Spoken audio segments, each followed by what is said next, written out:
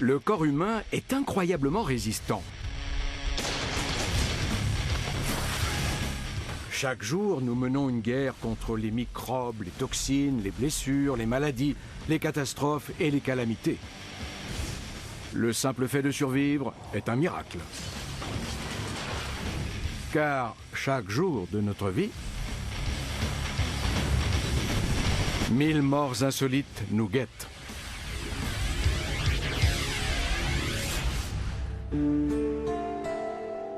Dans quelques instants, Billy Desmaillots va mourir de froid. Beaucoup pensent que c'est une belle mort et qu'on a juste l'impression de s'endormir. Mais si le pauvre Billy pouvait parler, il ne serait pas aussi enthousiaste. Tout le monde l'appelle South Philly Billy. Il a eu ce job aux abattoirs grâce à un cousin qui a des relations. C'est tout bénef pour lui et, contrairement à ses collègues, Billy ne craint pas le froid. La chambre froide de l'abattoir est maintenue à la température de moins 23 degrés. Parfois, pour rigoler, les employés enferment un collègue pour 1 ou 2 minutes, mais ce jour-là, pour Billy, ce n'est pas une blague. La porte est bloquée!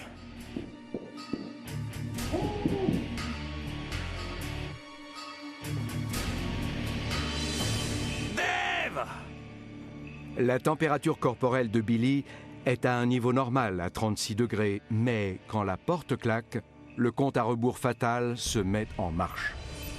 Le temps et la température jouent contre lui. Après 10 minutes, les paumes des mains de Billy sont à 15 degrés. Tous ceux qui sont déjà restés longtemps dans le froid sans gants le savent bien. Ça fait un mal de chien. Les capillaires à la surface des mains se contractent et le sang se retire dans le thorax et l'abdomen pour assurer le fonctionnement des organes vitaux. Cette réaction au froid intense fait partie de nos mécanismes de défense. Le corps humain laisse le froid geler les orteils, les doigts, les mains et les pieds pour assurer sa survie. Après 17 minutes dans la chambre froide, la température corporelle de Billy baisse à 35 degrés. Et les conséquences sont immédiates. Au cœur de son cerveau, l'hypothalamus détecte la chute de température et ordonne la constriction de tous les capillaires à la surface de la peau. Le sang qui réchauffe le corps de Billy quitte à présent ses extrémités. L'hypothermie, qui signifie manque de chaleur, débute lorsque la température du corps passe sous les 35 degrés. La température continue alors à chuter à raison d'1 degré toutes les demi-heures.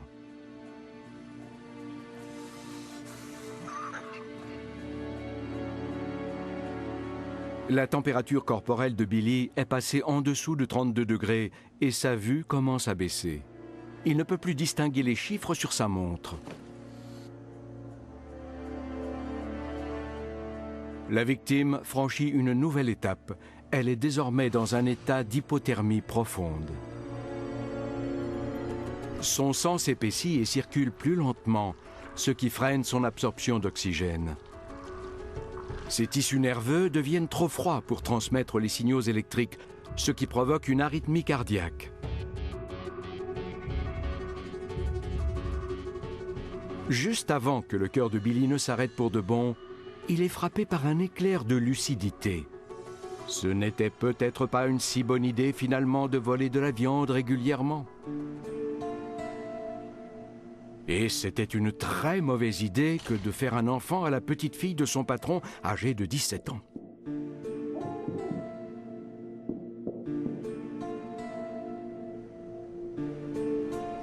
Comme le dit le vieux proverbe italien, la vengeance est un plat qui se mange froid.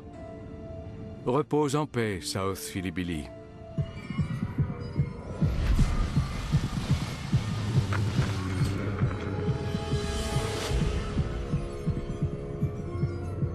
Les personnes mortes de froid sont souvent prises pour des victimes d'agressions sexuelles. En effet, juste avant la mort, les vaisseaux sanguins contractés se dilatent, ce qui produit une sensation de chaleur extrême et pousse la victime à se déshabiller. Ce phénomène s'appelle le déshabillage paradoxal.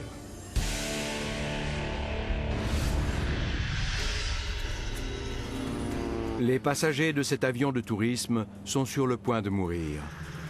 La cause de leur mort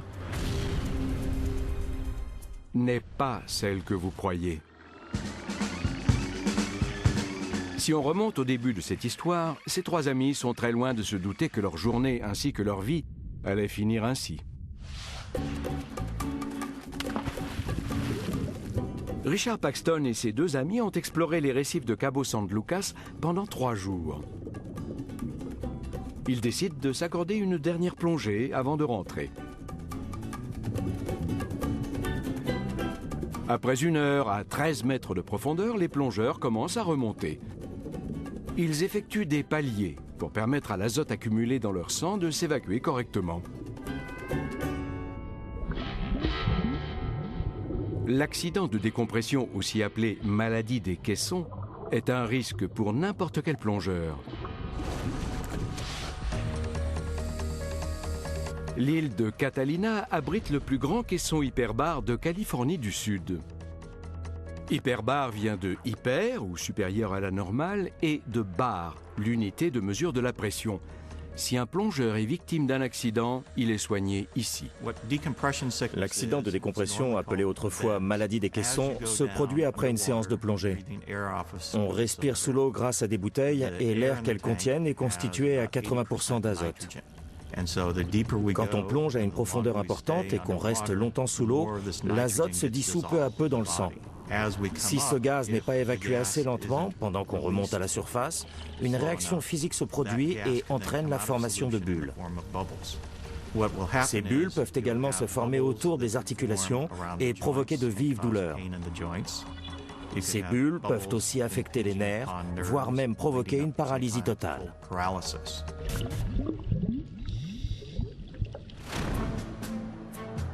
Richard a hâte de remonter à bord de son nouveau jouet, un cadeau qu'il s'est offert après avoir obtenu son brevet de pilote.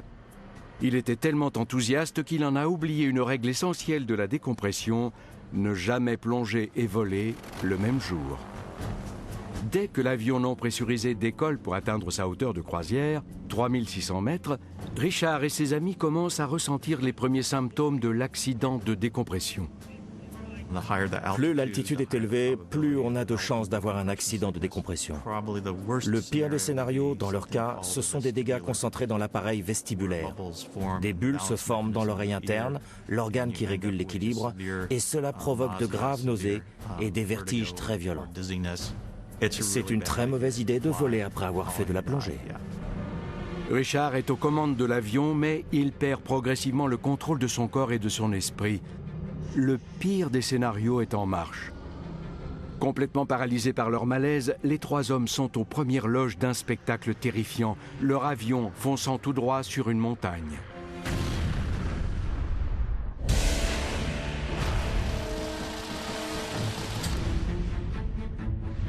« 1870, New York.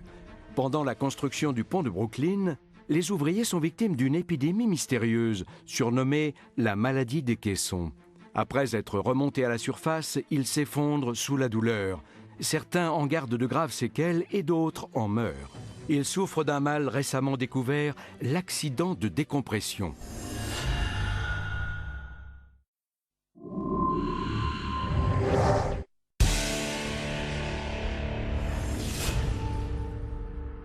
Les habitants d'Haïti en connaissent un rayon sur la mort.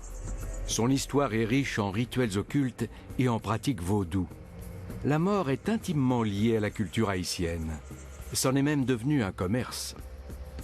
Les cadavres humains sont l'un des plus importants secteurs d'exportation du pays.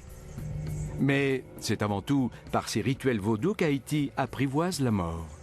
Cette terre m'appartient. Je te l'ai racheté il y a des années.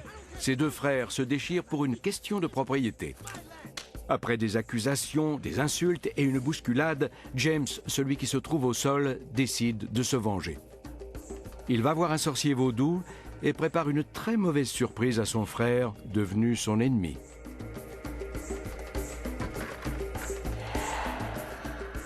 Cette poudre blanche semble inoffensive. Mais elle contient un poison à action lente, la tétrodotoxine, aussi appelée TTX. Cette toxine est extraite des poissons de la famille des tétraodons, considérée dans certaines cultures comme un mets délicat. Mais le risque est grand. On trouve la tétrodotoxine dans certains poissons, comme le fugu, très prisé au Japon. Quand les gens en mangent, c'est parfois pour réaliser une forme d'exploit, à savoir ingérer juste assez de chair de poisson et de tétrodotoxine pour provoquer un empoisonnement localisé dans la bouche. Mais si vous en mangez trop, ou si vous mangez certaines parties spécifiques, comme les organes internes, vous risquez un empoisonnement à la tétrodotoxine. À peine 2 jours après sa querelle avec son frère, James est déclaré mort. Mais en fait, lors de son enterrement, il est juste paralysé, tel un zombie, conscient mais incapable de bouger ou de crier. On l'enterre vivant et il ne peut rien y faire. En cas d'empoisonnement sévère, on observe une hypotension, un rythme cardiaque anormal et une paralysie qui commence par les jambes et qui remonte dans tout le corps. Après les funérailles, le cercueil de James est exhumé par des pilleurs de tombes. Lorsqu'ils l'ouvrent, ceux-ci tombent nez à nez avec l'horrible destin de James, qui a passé les dernières minutes de sa vie à gratter frénétiquement le couvercle jusqu'à s'en déchiqueter les doigts.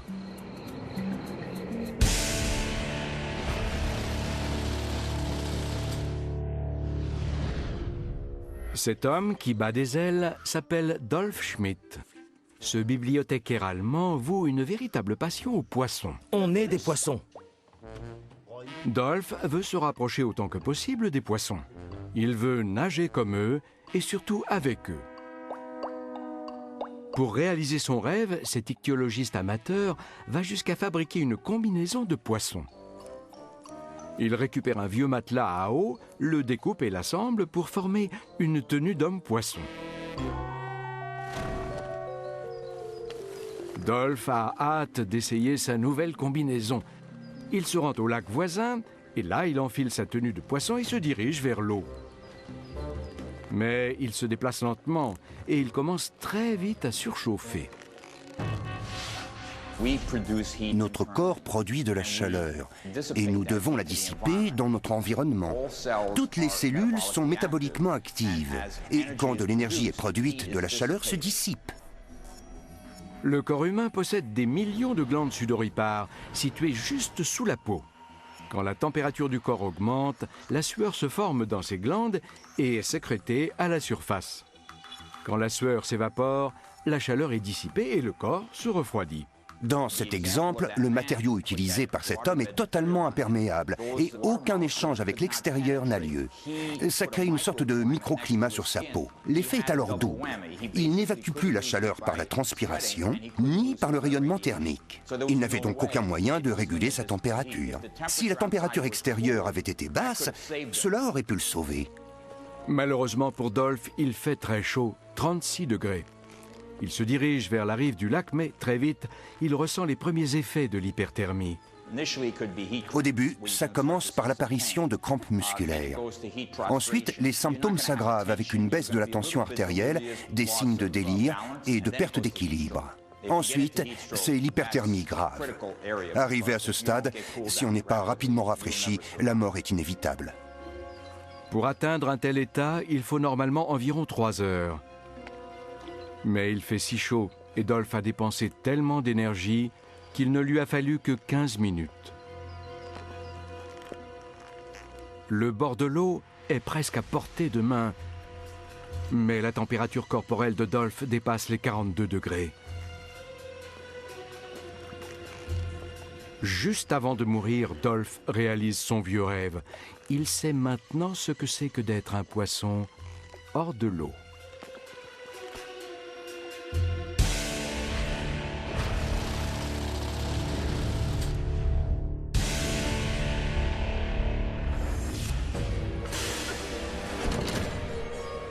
Nous avons fait la connaissance de gens morts accidentellement, de manière tragique ou juste par stupidité. Mais quand les hommes s'entretuent, la mort est encore plus inventive. Faisons donc un saut dans le passé. Les hommes n'ont jamais été très tendres les uns avec les autres et le 2e siècle de notre ère ne fait pas exception. Imaginons que vous êtes cet homme barbu, vêtu d'une peau de bête et que vous avez froissé les chefs de la tribu. Que se passe-t-il ensuite? Vous êtes enveloppé dans la peau d'un animal fraîchement tué, puis on vous emmène dans la forêt pour vous attacher à un arbre. La suite des événements dépend des espèces de carnivores qui peuplent la zone. En général, les vautours sont les premiers à détecter l'odeur et se jettent sur le supplicié comme sur un repas de fête. Leur bec tranchant comme un rasoir vous déchiquette, morceau par morceau, et vous êtes dévoré vivant. C'était le bon vieux temps.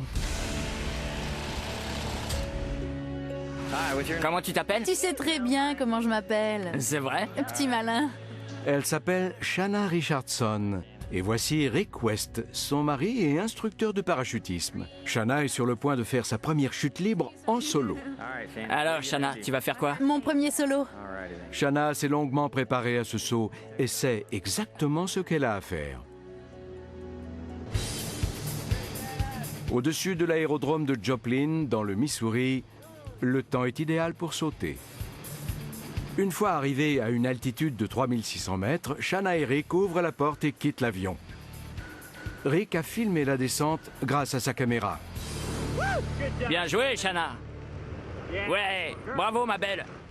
Je l'ai vu ouvrir sa voile et je me suis dit, beau travail, Shanna. Et la seconde d'après, je l'ai vue tournoyer devant moi. Je me disais qu'il fallait qu'elle se calme. Je pensais qu'elle s'amusait. Quelques secondes plus tard, je me suis rendu compte qu'elle ne s'amusait pas et qu'il y avait un problème. Shanna! Shanna! Mon cœur s'est serré et je pouvais à peine respirer. Je savais qu'il fallait que je fasse quelque chose. Mais quoi? Me rapprocher? Elle était si proche de moi que je me disais, si seulement je pouvais l'attraper. Mais je savais qu'en pratique, si j'essayais, nos voiles s'en mêleraient et on mourrait tous les deux. Alors je me suis mis au-dessus d'elle, en criant, tire sur les freins, tire sur les freins, tire sur les freins, tire sur les freins, tire sur les freins, tire sur les freins. Shanna! Tire les freins! Les freins! Tire sur les freins! Et je l'entends me répondre. Elle dit qu'elle tire sur les freins, mais que ça marche pas. On ne l'entend pas sur la vidéo, mais c'est vrai.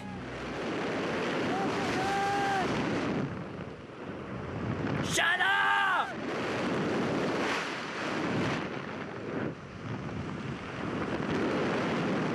Shanna! Les freins! Et je ressens... En approchant du sol, j'ai commencé à avoir la nausée. Shanna!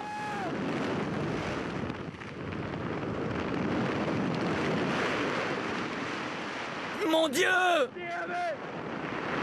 C'était ma copine, quelqu'un que j'aime, qui venait de s'écraser au sol. L'impact a été violent, le bruit du choc était horrible. Et après ça, le silence. Je pensais qu'elle était morte. Shanna! Shanna! J'ai éteint la caméra, j'ai couru vers elle. Son parachute partiellement ouvert ralentit sa chute. Mais Shanna tombe encore très vite et elle heurte le bitume à près de 90 km/h face la première. Elle avait perdu pas mal de dents. Elle saignait des yeux, des oreilles, du nez. C'était vraiment dur à voir. Elle m'a demandé... Je suis vivante? Voici donc quelqu'un qui aurait dû mourir, mais qui s'en sort miraculeusement. Contre toute attente, Shanna Richardson survit à sa terrible chute. Elle a échappé à une mort insolite et a trouvé une façon de survivre.